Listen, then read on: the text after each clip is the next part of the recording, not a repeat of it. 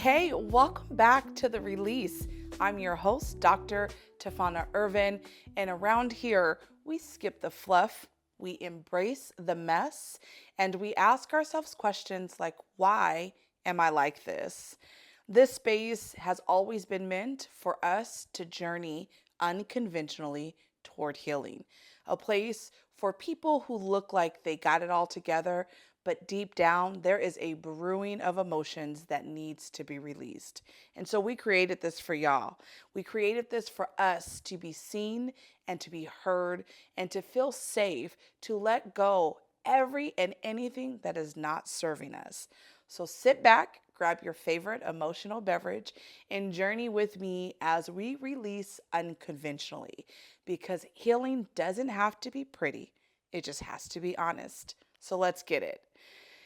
Guys, I am really doing this podcast thing. It's crazy to me because a few months ago, I was on the edge of do I, don't I, should I, shouldn't I? In fact, this podcast was not even the goal that was in mind. I shared with you all a while back that I had a breaking point, and that breaking point was really a time for me to just sit in my suck and figure out what the hell do I do with it. And I began to write 3 years ago, actually. I began journaling and it turned into a book. And the book was really my way of releasing. The book was intended for me to get out all of the things that I've been holding in for so long that I hadn't reckoned with. It was also intended for me to look back at the words of trauma that impacted me so deeply. And it was for me to let it go in a healthy and in a safe way. What's interesting about that is it has taken me 3 years to write this book, and I'm not done yet. But as I've been writing, what I have been doing in my process of healing unconventionally is I've been rereading words that have been so traumatic to me. And most of the time, up until recently, I would cry as if it was the first time I've experienced that trauma. And I would close the laptop, I would walk away because reliving that hurts. Reliving that is painful. And I would go back to it and I would reread it again and I would cry as if it was the first time. And in this process of reviewing words that I've written, self expression of my past, I am finding that each time that I revisit it, I actually come out on the other side of understanding that my circumstance does not define who I am today. And so, as I kept doing this practice over several years, I can now read some pieces of what I've written and actually smirk and be like, girl, you did that. You're on the other side of it. You're not crying. You're not bubbling up with emotion. You're not ashamed of it. I'm not broken because of it. In fact, I am in such a better place as a result of it. And that is the journey of healing unconventionally. It is the reason why we started this podcast. We really wanted to be able to create a space where people, humans, could just be. Actually, is that why we're called human beings? That's a funny to me. Because humans are just being, right? Like we need a space to just be our authentic selves in a way where we're not judged, where we don't feel ashamed, where we're not insecure, where we don't feel like we have to have it all together. And that is so liberating. Is actually a liberated space that I don't even think most of us know that we have inside of us. A space of freedom, joyfulness, peace, calm. That is where we're all aspiring to get to. Now, I'm not saying that we ever arrive there fully. We know, especially as Black and brown bodied people, the finish line is often moved, right? We often have to keep adjusting to try to meet some arbitrary end that others are putting for us. But I think that there's something really nice and brilliant in that because it allows for us to be nimble enough to adapt and then to make a way out of what feels like no way. And that's what this space has been. But I want you to journey with me a little bit because the book that I'm talking about, Y'all, I finished part one. I've decided to break it out into three parts. Shout out to my girl Beyonce. Act one, two, three, baby. I got parts one, two, and three coming. And part one is done. And the relief of writing in a more digestible way really helped to calm the nervous system and this social pressure of having perfection precede me. In fact, it's one of the things that I'm working on of how do I really let that go. But part one is fully edited, and at this place, it's ready for design. But I want us to just take a pause for just a second because this moment that should be so joyful for me, exciting, and really energizing for what's next has also become a new source of trauma because lives, right? One of the things that I'm trying to do with this release podcast, with the release method that I'll talk about in a little bit, and in this book of releasing, is to let go of all of the trauma that I've been holding on, that has been dormant in me for so long, and make way for new traumas because life is gonna life. New traumas are bound to happen. Nothing about our existence is going to be easy. And what's interesting is I am in real time experiencing lifing. I get my fully edited version of my book on Friday. It happened to come during my son's football game, so certainly that's not a time for me to review it or to sit in it and be excited about it. I'm celebrating my child playing varsity as a sophomore for all day and getting the ball. Shout out to Christian. But it was a time for me to say, okay, this weekend is the weekend I am going to fully sit in this book. I am going to review all of the things that I have written, take all of the editor's feedback, and I'm going to be ready to move this to design. And Sunday was the day I said, that is when I'm going to do this. Sunday is going to be the day for just me to really sit in my excitement and all of my accomplishment to date. But then life, right? Fucking life. My mom, Saturday night, Sunday morning, is rushed to the emergency room via ambulance at about 1 or 2 in the morning. Come to find she has an aneurysm. Now, if you know about an aneurysm, it is a tear in one vessel within the body that begins to bleed. And for her, it happened in her stomach. She had liters of blood in her stomach. And as she was going through CAT scans and she was being diagnosed and being readied for ultimately a surgery, we as Black and brown bodied people always have to defend or question or push healthcare providers to provide answers, to be very clear about what they're doing and why they're doing it, to push for the care that we deserve despite conditions. Love my mom, but she is unhealthy. She is back in renal failure. She is a recipient of a transplant. She's had a functioning kidney for over 12, 13 years that has now ran its course, and she's now back in renal failure, which means she's on dialysis. So as a byproduct of being on dialysis, your immune system is just weak. Your body goes through a lot. It's really hard to do that, especially for a long stint of time. But to have something like this happen, it causes a number of things: high blood pressure, the increased risk of stroke. There are just a lot of things that the body has to begin to process. And when the blood is not flowing where it should be, certainly it can be traumatic. So for her, we're in the ER, we're talking with doctors, and an emergency surgeon makes the recommendation that she has a surgery to go in to heal, to fix rather, this vessel. And as we are preparing to go in, I, as the daughter who is, supposed to be my mother's primary care provider, so power of attorney or director of her affairs, I'm walking back to the surgery to talk with the surgeon, which is not the same person that diagnosed the surgery and said it needed to happen. And this guy makes a joke about the whole process, right? Like, My mom's also on a bunch of meds, so she's looped up and not fully of sound mind. So I am speaking on her behalf. And he's like, yeah, well, these things just happen. Sometimes they heal themselves. There's a 50-50 chance that we'll be able to find even where the aneurysm is and actually fix it. I don't know that it's needed, but, we'll do it if you want to do it. And just the dismissiveness of his statements, right? Just the like non-caring about like what is happening. The fact you can actually see her stomach is extended. Even as a bigger woman, she has an extension in her belly.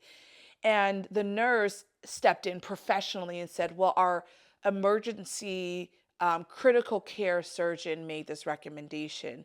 So I do think that it is something that probably should happen. As my mom and I are asking him if he thinks it's worth the risk, because again, surgery can be compounding, especially for someone who's so frail. And he turned his tune a little bit when he learned, perhaps I'm going to say his superior made this recommendation. At any rate, she goes in for the surgery. It's about a 3 hour or so surgery, and all we could do is wait.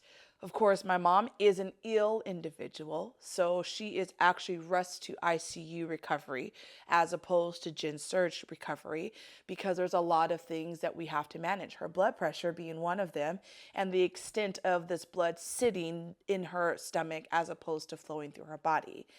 I don't know if I mentioned, but she also had to have 3 blood transfusions as a part of this process, and is scheduled to do dialysis, which is the extraction of all blood in her body to be filtered and then to be put back into it. Do you see all of this? It's just a lot for any person to go through, but certainly for family to go through.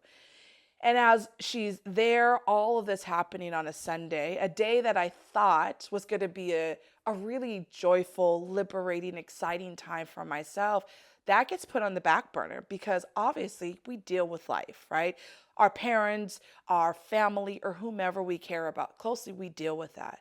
And so we're in there Sunday, and my brother and his wife, my husband, are there on Monday, because I also still have a very demanding job that, even though we're taking a strategic pause, requires a lot of my time and attention. I am drafting a future state for this organization. I am preparing a board on how they are going to engage and help us to think about the stabilization of an organization. I am working with limited staff capacity to really extract of them everything I can so that we can do the things that are necessary for us to be able to deliver on this, all while trying to figure out, like, where is my place in this moving forward? Like, do I stay? Do I go? I don't know. That's a song, by the way. And what I find is like that's a constant question that I'm holding while also trying to make advancements in my own personal endeavors, thus this release podcast and this book and so on it goes, all while also juggling like an aging and a very sick parent. So going back, there's a lot that I have to put on pause. This episode is really about the unseen sacrifices that we hold and that we carry as individuals, particularly leaders. And I don't mean leaders like those only who are running organizations or leading community and mobilizing them. I'm talking about leaders of your home. I'm talking about leaders in friend groups. I'm talking about those who like take on responsibility that others won't take on, right? Because leadership is very varied and depends on like a circumstance or experience that you're in, but leadership comes in many forms. And as a leader, you are expected to carry a certain external armor, right? Like you are expected to show up in a way that benefits typically others, and maybe at the sacrifice of yourself, right? Maybe it means you're showing up and being on all the while you've got a mom in ICU who should, if she didn't go to the hospital when she knew she needed to go, could have very well not have been here today. And I'm going to take a pause for a second because I was like, oh, this is not going to be an emotional episode. And I don't think it will be. But I do think like I don't sometimes give myself space or time to just be in the moment, because who has time for that, right? Like with all of the things that I've just named, it feels like I have to just keep going. It feels like there's not the space to do that. And yet I'm trying to message and then practice. Like I've got to sit in the suck. Like I've got to just like let it out. Damn it. I said I wasn't going to do this episode. But I think for me, what I'm finding is like this journey toward releasing and being is a long one, right? Like I don't have all the answers. All the tools are not working effectively. I'm only just becoming better at acknowledging and interrogating myself for why I'm not allowing myself to sit in the suck. I had to share with my brother, wife, husband, mom, and others who were in the room. I was like, we've really got to get your affairs in order, all of them. We need to know like logins to all of your retirements or all of your medical accounts. Like we've got to be able to know these things. And I could feel like my brother, like, why do we need to do that right now? And the thing that I was sitting with in that moment is not to say that she was going to pass. Thank God, like she made it to the other side. But like, if she were, I would like to grieve also, right? Like, we talk about being able to be strong for others, but like for me, I would like to be able to grieve the passing of my mom if that happened. And quite honestly, it could have happened this weekend, right? Like it could have been the last. And instead of being able to grieve, I would have had to be on. I would have had to take care of all of the arrangements. I would have had to make sure I got the family together. I would have had to find all of her things. I don't even know if I should share this, but also I have a stepdad who just is an abuser of alcohol. And he doesn't know how to fully manage his emotions. His outlet is to drink. And I'm not blaming him for that. One thing that we need to acknowledge is that addiction is really, really hard. Addiction is not a just stop or telling someone to just stop. Addiction is not like, oh, one day you're addicted, the other next day you're not. Like it's really a journey in and of itself. But I get this call all the while this is happening, right? Like my mom's in the hospital in ICU. She does dialysis on Monday. I get a call on Tuesday, and it's like no one's like hearing from Manny. Like what's going on with him? My brother was like, oh, I think he fell. Can you go check on him? And I go to the house, and it really was like an episode from my childhood. It was actually a full circle because growing up, I would care for my mom when she was too drunk to care for herself. I talk about this in part 2 of my book, but there was a time where I woke up to engulfed in smoke in our home because my mom was so intoxicated and passed out, and she had cooked and she was burning down essentially the kitchen. And I had to move her from out of the kitchen where she was sleeping, and I had to put out the fire. I think I was all of the age of, I don't know, 11, 12, 13, somewhere in this family. So being on has always been an armor, right? That I've been just conditioned to be.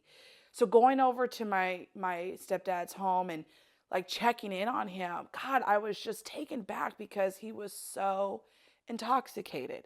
He could barely make words. He couldn't move. It reeked of alcohol in the house. And in that moment, I was just so angry with him. But then I was also so empathetic to what is it that was going through his mind that got him to this far of to this point, that he is so drunk that he fell, bruising his hips and his arms, unable to move, that he was crawling to the restroom. What got him here? And one of his conditions is he has lung disease, and he is on or preparing to be on a transplant list. And he shared with us that he's unsure that he even wants a new lung because doctors told him that while he'll have a better quality of life, he will also have an expiration for that lung. And by the time that expiration happens in 7 years' time, he will be ineligible for a new lung, which means that he has a death date waiting for him. So for him, I can imagine he's sitting with the fact that he has an expiration date, regardless of if he gets a transplant or not. The woman, the only person that cares for him and is taking care of him, is on what felt like her deathbed, clinging to, like, trying to survive and get back on a healthy path, that he didn't know what to do. He didn't have anyone himself. And I felt a little bad because I didn't even make any attempts to go be with him during the time that my mom was in the hospital, but also because my mom is in the hospital, right? Like, because I needed to be there for her. And so all of these things are happening in real time this week. Like, all of these things are the things that are carried, but I don't feel, rather, like I have the time or even the privilege to just take a beat, because the demands of us, the expectations of us, the deadlines that are presented in front of us are so real. And it is one thing that I know that I have to work on more, and I have to be better at creating that boundary. But that is a really hard thing to do. And it is why we have got to collectively figure out ways where we could support each other in saying, take a beat. I will say there is growth that happened. Historically, I would never share that with anyone, certainly on camera, but with friends or otherwise. And I reached out to a couple friends this go around, and I shared what was happening in real time. And I even asked for like a get together. In fact, I showed up on a girl's doorstep.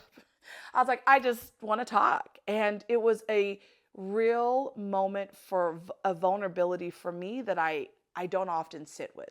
I usually like hide it, suck it up, put on the face, stuff it down, and keep going about my business.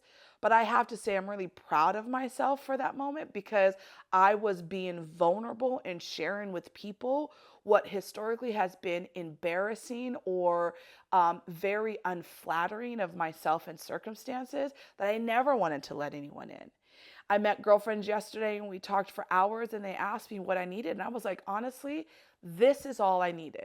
I don't necessarily have a request for something that you can actually do, because you won't change where my stepdad is in his journey, and you certainly can't help my mom heal and recover and all of the things. But just being here and listening and offering your condolences or your support is all that I needed. And I didn't know I needed that until I actually expressed that. So the expression of our trauma by way of writing, the expression of our trauma by way of vocalizing to others, is such a release that you don't even know will help you and help me to get to the other side of suck, right? Because it sucks to be in that moment. And I got to tell you, I don't do well sitting in the suck. It is not a place that I enjoy. None of us do. But when we can actually sit and begin to interrogate the suck that's happening and then let that out in whatever way makes sense for you. But I do think writing and rereading and going back to where I started in this book, that releasing by way of writing and reading it and reliving the trauma as if it just happened, and then finally get into a place where I can relive it and actually be like, wow, you've really grown to understand that your circumstance doesn't define you, that you are only shaped by these lessons, and that it is preparing you to be better for yourself in the future. It is such a liberated feeling. It is a feeling you didn't know that you had in you, but you do have inside of you, which is why I feel not the need to sit in the suck. I don't know if that is maybe a double negative, and I need to rethink that. But it is how I've been processing. It is how I have been coping. And I think the release method that we are working on is a way for us to do that. The release method is intended to be a community that you would opt into, a community that you would say, I want to invest in the time, I want to invest in the resource, and I want to invest in creating a community for myself where I can walk through what it might look like to release. Now, don't get me wrong, I'm not a therapist, right? Like I'm not going to solve anyone's problems. Hell, I'm still working on solving my own problems. But what I am is learning in real time what is working for me. And I believe that there is opportunities that others can learn as well. And in that, this cohort that we would develop is one where we would sit in the suck together and we would walk through the 6 tenets of the method. We would acknowledge our pain. We will interrogate our suck. We will discern our truth from our trauma. We will take the lessons from that and apply that to our future selves. We will grow significantly and be better for it as a result of all of those steps. And then we would get to a place of healed, evolved healing, unconventional healing. Again, never arriving to being fully healed, but getting to a place where we can say, like, I am better today than I was yesterday because I've allowed myself to do the work. Doing the work is the work. And that is really hard to say. And taking that first step, y'all, that's the hardest thing. This podcast for me was that first step because we know I have embodied this ideal state of perfectionism where I wanted everything to be beautiful. Shout out to my producers and my camera folks and my editors because I started with a camera and I was like, I should always have 2, 3, or 4 cameras. Like, what are we talking about? And now we're moving to a state where we can evolve ourselves. Like before I wanted to start there, but you don't start anywhere, right? Like you start where you are, and where you are is just fine to take that first step. Our first step is about trusting and investing in ourselves, believing in ourselves, and releasing all of the expectations that are external to ourselves and beginning to say, like, who am I if I let down my armor?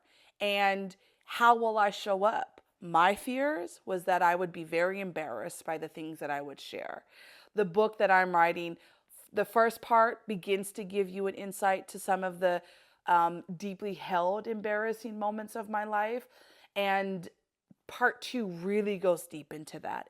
And when I've only had 2 people read it, my editor and my husband, and I was even afraid to give it to Brandon. I didn't want him to see like all of my insecurities show up in a manuscript like that. And the feedback that he got me, I was traveling when he was reading it, so I'm on a plane in real time looking at the text, and it was so empowering to hear his feedback. And Brandon's very critical, but it was really just what I didn't know I needed. He was eager to read more. His response was that I am actually letting down guards and being vulnerable. His feedback about even me being so understanding to the circumstances, which you'll see in the book, was really brave and really like, wow, you're so mature to be able to do some of these things. And that is actually what I want. So this podcast, this book, the release method, someone asked me recently, what do I want from it? I want you to feel empowered to take a step towards your future self by interrogating the things that you're holding on to and releasing those to be able to step fully into like the purpose that you were meant to be. I was talking about, how we would roll this out and what it will look like. And, we've invested a lot to date, and is the investment even worth it? And do we continue to move down this path? But making the investment in yourself, like we invest in so many things that have nothing to do with us, whether it's the materials of our home and our, clothing or our cars, or if it's the investment in other people's needs or challenges. And I think if we can actually begin to create those boundaries that actually puts that to the side and centers ourselves, oh my gosh, like it could be so beautiful. I want to do a quick pivot and say, nothing that I am doing though is free, right? So I want to be very clear that when this book drops, no one gets a free copy. Everyone pays for it. And the importance of me saying that here is because we need to invest in each other in the same way we invest in celebrities that we know nothing about, that we will never have proximity to, and that already has a great deal of wealth, right? Shout out to like Rihanna and Kylie, like love their products, but they already have their billion-dollar empires, right? They are already making tons of money. We have a friend and a local and native to Tacoma, who has just launched a lip line, right? Lips and Lollies or Body Works. Like, she is out here, Lovely by Miranda. She is out here trying to do what Rihanna and Kylie has been doing. They say that the black dollar stays in the black community for all of 7 seconds, that we tend to put our monies back into a capitalistic structure. And while we all benefit from capitalism, we do have control around how we use our dollars and our resources. And so I would say go to her page and begin to invest in her products. Like, I love a red lip. And so I'm on a hunt of investing in her products and wearing that because she's local. And then what that does is it builds her ability to improve upon products, to scale her product reach, and to get to where she needs to be. So shout out to Lovely. Go visit her page. But then also, when I talk about like the books that I'm writing, the journals that I will release, or the release method, I am saying that I am doing this in a way where we invest in ourselves and we invest in the time that it takes for us to heal unconventionally. So that was a lot. I went through a slight emotional roller coaster that I didn't think I was going to go on. But I think it's what is necessary and what is needed for all of us. And I hope that you journey your own path towards healing unconventionally, because you will be better as a result of it. So thank you for joining us today. I really appreciate your time. Remember to like and subscribe. We're on YouTube, Amazon, Apple, Spotify. Certainly check us out on Instagram, and be sure to have some conversations with the people closest to you. Talk to them about what you've been holding on to and practice the art of releasing, because that's how we get to the other side of the suck. Thank you for joining us today. See y'all later.